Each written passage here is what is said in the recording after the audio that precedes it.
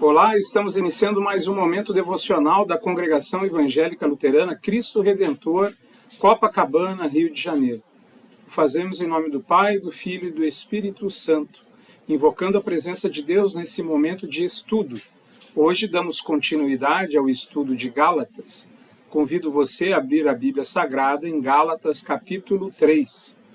Paulo faz um apelo aos cristãos. A preocupação de Paulo com as pessoas que ouviram, que conheceram, creram e confessaram publicamente a fé em Cristo Jesus, mas que estavam se afastando dessa verdade. Estavam sendo iludidos, enganados, como ele até afirma no capítulo 3, enfeitiçados. Ele estava admirado, Paulo estava admirado de como os cristãos da Galácia rapidamente estavam se afastando da verdade da palavra de Deus. E você? Como vai o seu conhecimento da palavra de Deus? Você se considera um cristão maduro, experimentado, conhecedor da palavra?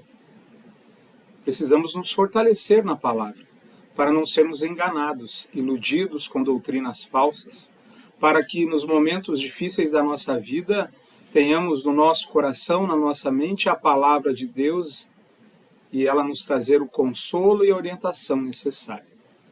Quero te convidar então a fortalecer a sua fé hoje, ouvindo as palavras escritas pelo apóstolo Paulo, inspirado por Deus, aos cristãos da Galácia, na carta aos Gálatas, capítulo 3.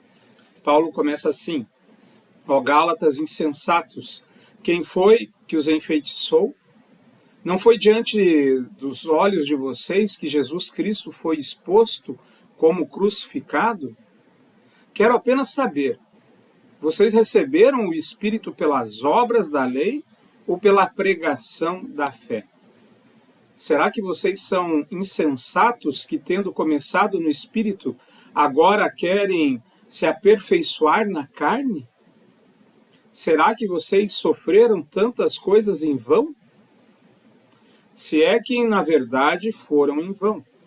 Aquele que lhes concede o Espírito que opera milagres entre vocês, será que ele o faz pelas obras da lei ou pela pregação da fé? Mais uma vez estamos diante de um conflito mundial. Na realidade, nós temos duas maneiras, duas religiões. Se vocês olharem todas as religiões, pode fazer um teste aí, só há duas linhas.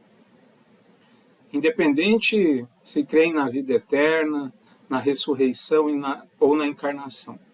Um grupo de religiões, elas ensinam que você tem que fazer alguma coisa para merecer a salvação.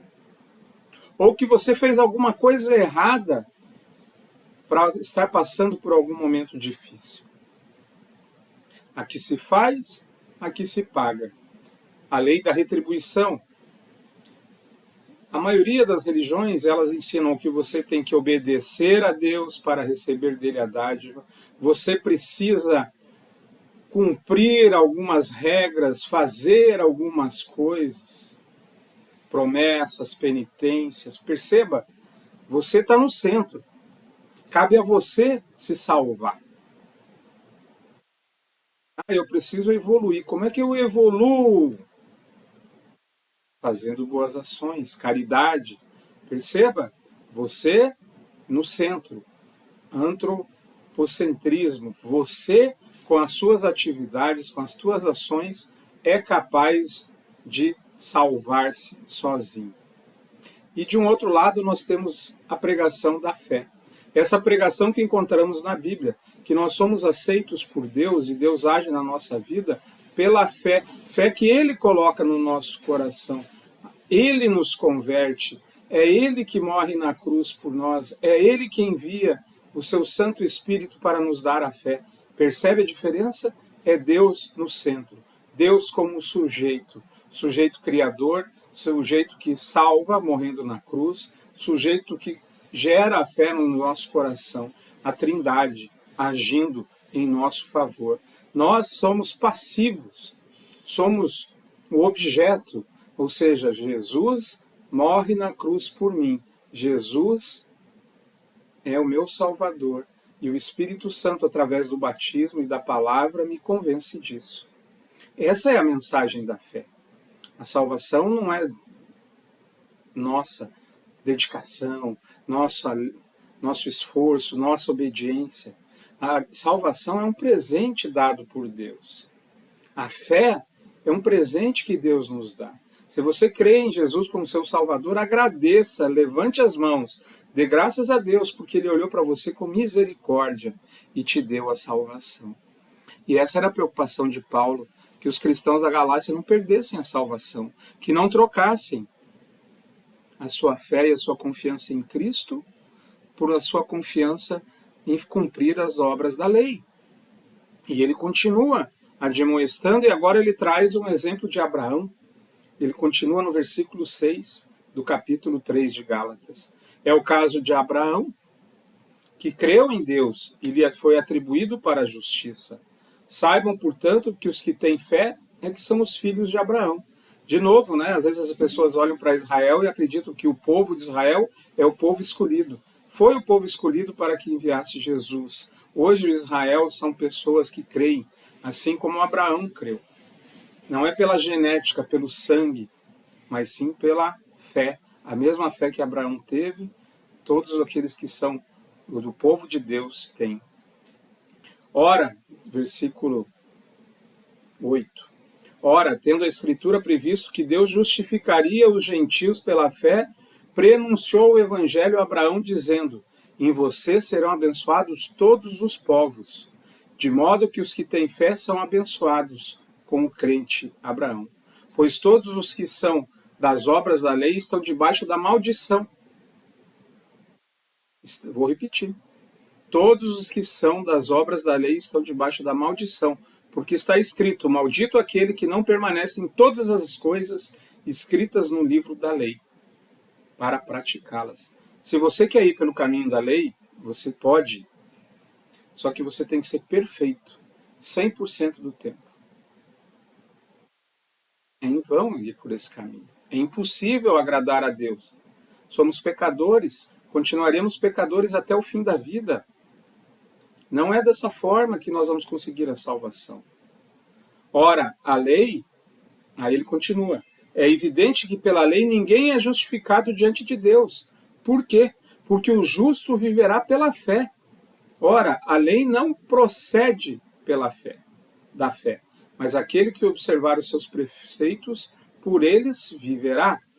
Cristo nos resgatou da maldição da lei, fazendo-se ele próprio maldição em nosso lugar. Ele cumpre a lei em nosso lugar. O salário do pecado é a morte.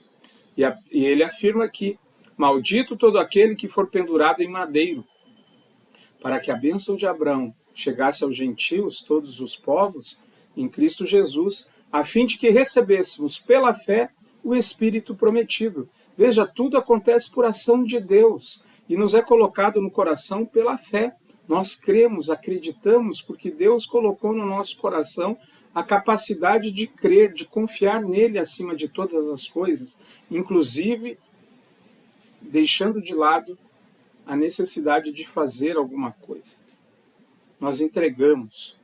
Na verdade, ele nos pega no colo, ele nos traz. Nós não fazemos nada.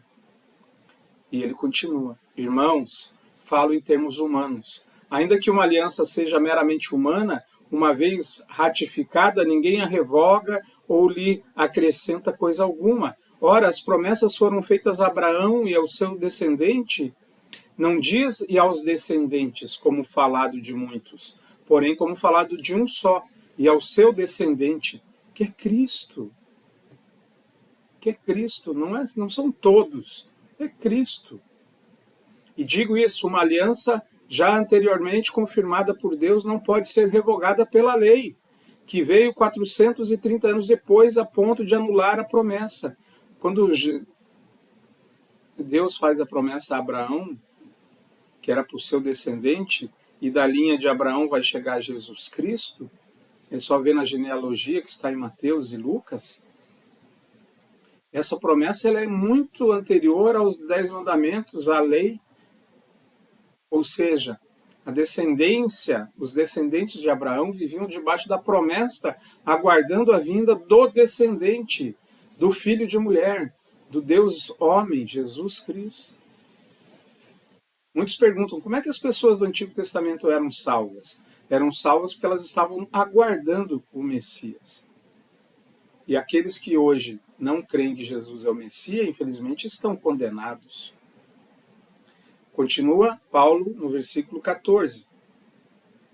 Aliás, perdão, no versículo 15, né? 18 já. Porque se a herança provém da lei, já não decorre da promessa. Promessa, eu vou cuidar de você. Eu serei fiel a você. Isso é uma promessa que eu faço e fiz sem exigir nada, sem cobrar nada, ao contrário. Abraão, Deus prometeu a ele um filho. E mesmo ele tendo feito o que fez com Agar, Deus cumpriu. Mesmo Abraão não esperando, como Deus tinha ensinado, Deus cumpriu a sua promessa. Incondicionalmente, mesmo Abraão não tendo aguardado, num sinal de descrença, de incompreensão da promessa de Deus. Porque Deus disse que era de Sara que viria, não de Agar. Continuamos. Logo, para que é a lei? Boa pergunta, né? Para que serve a lei para quem vive debaixo da fé? Ela foi acrescentada por causa das transgressões, até que viesse o descendente a quem se fez a promessa, Jesus Cristo, e foi promulgada por meio de anjos pela mão de um mediador, Jesus Cristo, homem. Ora, o mediador não é de um só, mas Deus é um só. Seria então a lei contrária às promessas de Deus? De modo nenhum. Porque se fosse promulgada uma lei que pudesse dar vida, então a justiça seria de fato procedente da lei. Mas a Escritura encerrou tudo sob o pecado, para que mediante a fé em Jesus Cristo a promessa fosse concedida aos que creem. O perdão vem através de Cristo e nos chega de graça. Cristo morreu por nós.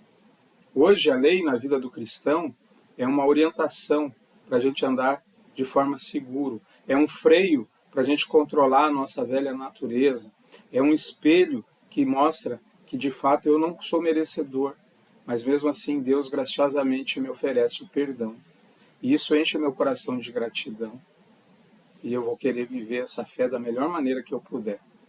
Não por cumprimento, não para trocar por Deus, mas gratidão por tudo que Deus fez por mim. Continua no 23, mas antes que viesse a lei, a fé, estávamos sob a tutela da lei e nela encerrados. Mas hoje, meus irmãos, se nós somos, como diz no versículo 29, se vocês são de Cristo, são descendentes de Abraão, herdeiros segundo a promessa. Todo aquele que crê em Jesus como seu Salvador é herdeiro. O que nós vamos herdar? A vida eterna. E hoje já recebemos o perdão e a companhia do Todo-Poderoso, Criador, Redentor e Consolador, Deus Pai, Filho e Espírito Santo. Que Ele te fortaleça na fé e impeça que outros pensamentos venham até a sua e a minha cabeça, nos afastando de Cristo. Amém. Pai querido, obrigado por esse momento de estudo, fortalece a nossa fé em Jesus, não permita que nos afastemos da verdade, que somos aceitos por Ti pela fé. Muito obrigado por ser um Deus fiel, cumpridor, zeloso e amoroso na nossa vida. Por amor de Jesus. Amém. Muito obrigado, que Deus continue abençoando você. Lembrando que todos os domingos, 10h30, na rua Santa Clara, 307, Copacabana, temos o nosso culto presencial, que também é transmitido nos nossos canais pelas redes sociais. Um forte abraço, que Deus te abençoe e te guarde. Que o Senhor faça resplandecer o seu rosto sobre você e tenha misericórdia de você. Que o Senhor sobre você levante o seu rosto e te dê a paz. Amém. Até o próximo encontro.